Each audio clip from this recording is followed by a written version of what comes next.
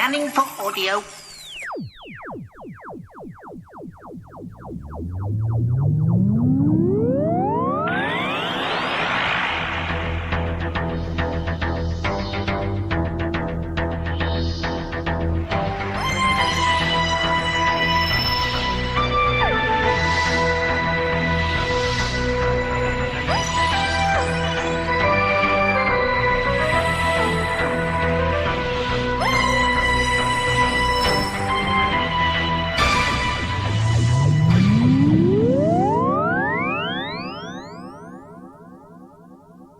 Hello and welcome to a Tin Dog podcast. Yes, it's episode 7 of the TV Doctor Who. There's 3 left, 8, 9 and 10. Yeah. This episode's called Can You Hear Me? Or as it should be called in one of those 1990s records, Can You Hear Me? Open brackets. No, I can't. There's a finger in my ear. Close brackets. That way you get the question mark and the exclamation mark, if you want. So, to a lot of people, this episode is called the Ooh, it's the mental health one. Or, Ooh, it's the one that goes on just a bit too long. Now, initial reactions on this one from me are, well, that second one. Kind of, oh, the story's finished. Oh, there's still 5 minutes left. Now, also, this is the episode where I was watching it going, Buffy did this with the gentleman, except there was more of them and the makeup looked better. But it's the gentleman as played by Russ Abbott. So that's fine. But there's loads of things to talk about in this story. It's not just this. It's not just moan, because there's enough of that out there. There's a lot of very positive things to say about this story. Second watching, third watching gets better because you know what's coming. And you know me so well.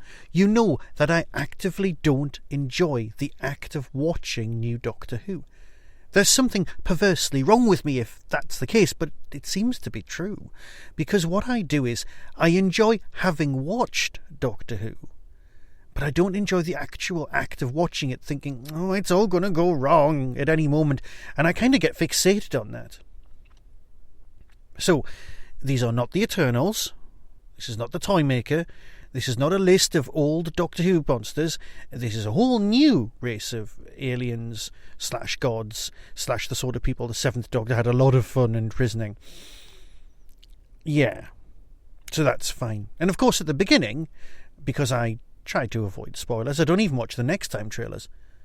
At the very beginning, when those claws wrapped around that doctor's face, or nurse, or health medtech, yeah. When the medtech got the claws wrapped around her face, a tiny part of me went, is that the Slovene? Because I'm always looking for connections to the past. It's rubbish. It's what I do. So, some people out there are commenting on this being the mental health issue story. But it's not. They're nightmare catchers, really, aren't they?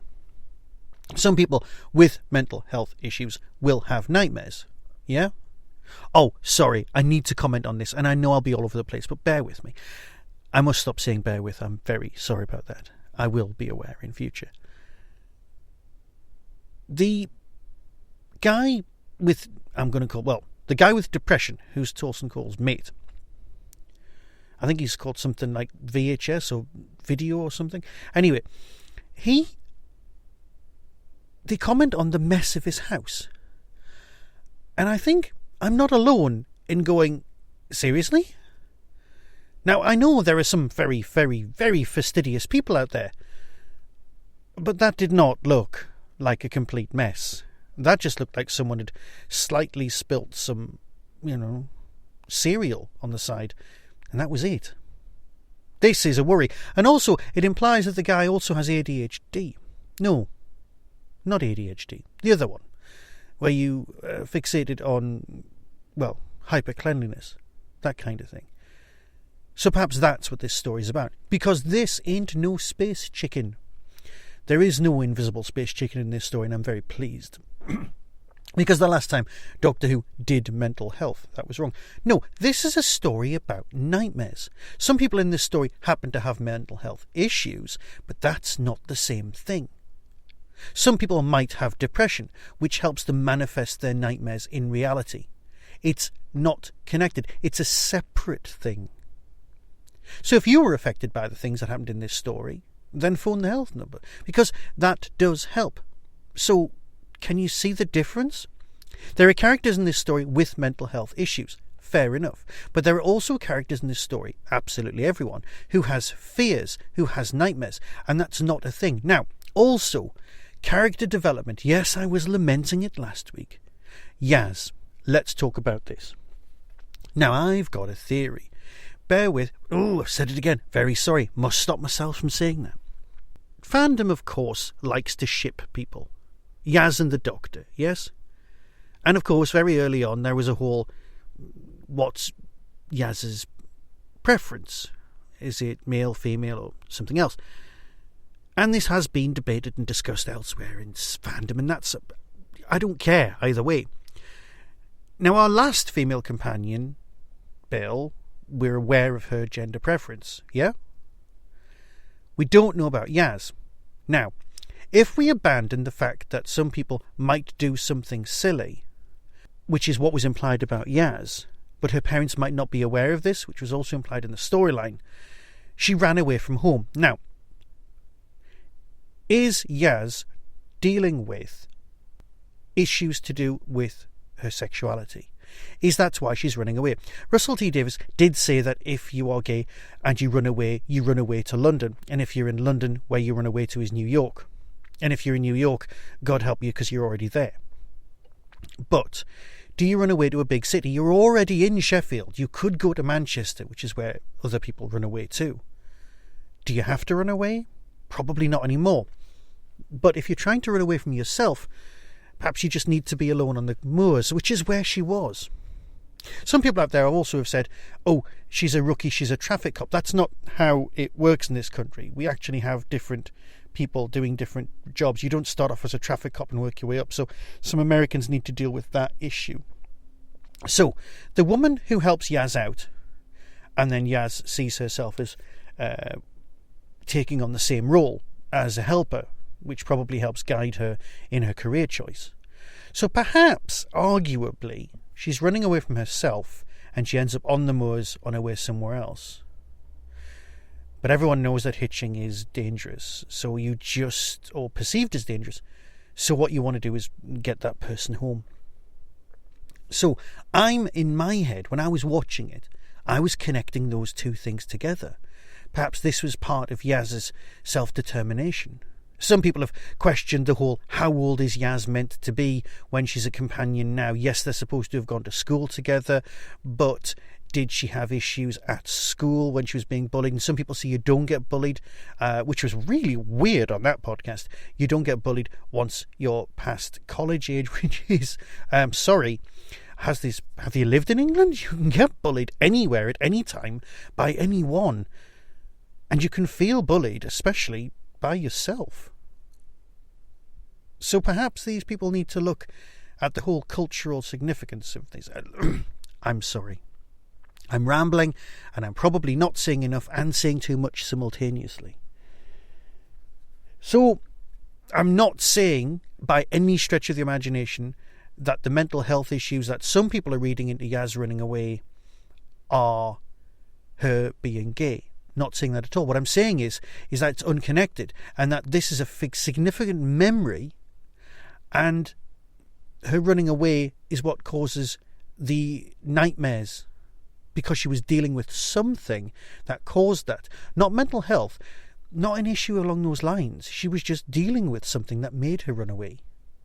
That's my reading of the text, but I'm probably wrong. The 50 pence business was very nice. And this is where character development comes in, because you've got a lovely moment between Torsten Cole, Yaz's character, all our business, where they're going, oh, is this what our life's like? And you know for a fact that one of them's got a job in America starting very soon. So the idea of them leaving is likely. Especially if we've got Jodie for another 2 years, which means we could have another set of companions. And I don't know if Bradley's enjoying himself or not. So we'll have to see. Perhaps everyone will learn and move on. Yes, there is a whole thing where Bradley's character talks about his fear of cancer, and that's a fear thing, because that's what these aliens do. Now, let's get back to good old sci-fi and discuss stuff like that, because that's what we do. Sorry. This, of course, has one of my favourite bits of the whole season.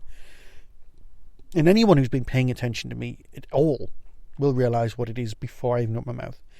It's the animation. In Deathly Hallows, I was bored. Yes, I'll put my hand up and say I was bored. It was a story about camping, right? Harry Potter and the camping. But there's that bit at the end of the first part, which is all animated when you get to hear the story of the Deathly Hallows. And I perked up something rotten. All I was thinking at the time was, you know what? I really, really want the entirety of Harry Potter to be told in this way. I love shadow puppets. I love animation. My first degree is in animation. My adoration for animation of any sort is incredible. So the minute you get this in Doctor Who, I'm a very happy camper. Tiny moments like the Russians and the poisoning of the Russian agents being a Doctor Who story and having nothing to do with the Russians. A tiny part of me thought that was kind of subliminal propaganda put forward by the BBC to go, oh no, there are no problems with the world and the Russians are lovely. It's small, but it's important. Or perhaps I'm just, again, reading too much in. So, you've got a solo Doctor story, that's nice. You've got the whole thing sealed up with they managed to sort out the issue of the gods quite quickly. And they called them across time and they trapped them in the strange little, hospital, and it was done. And then there was time for chat afterwards. So, watch this episode more than once. Make up your own mind. But, whether it's the best one or not, I just don't know. Because I know next time we've got Mary Shelley. Now, yes, there's a whole can of worms to do with Mary Shelley appearing with the Eighth Doctor, and those stories being glorious. But those Mary Shelley stories also contain a Cyberman.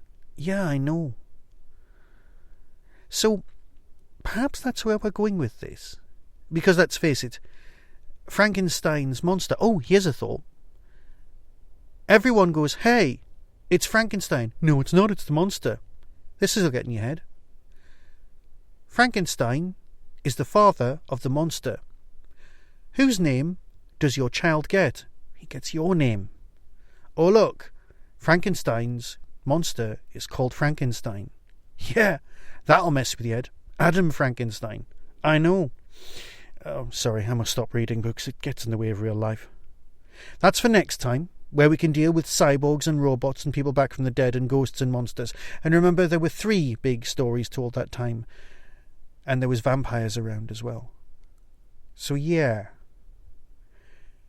Let's not walk away from the whole vampires in Doctor Who mythology just yet, shall we? But that's for next time, where I'll probably end up talking nonsense once more. Thank you for listening. And enjoy Gallifrey if you're there. I wish I was there with you. One day, perhaps, I will get to go.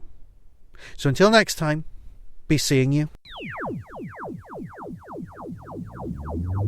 That was the Doctor Who Tin Dog Podcast, available on iTunes, YouTube, Twitter, RSS, Vimeo, and across the internet. Doctor Who and its associated properties are all copyright and trademark of the BBC. No infringement is intended. Why not become a supporter by visiting patreon.com/tindog. Contact the show on tin-dog@hotmail.co.uk. The Tin Dog Podcast is a founder member of the Doctor Who Podcast Alliance.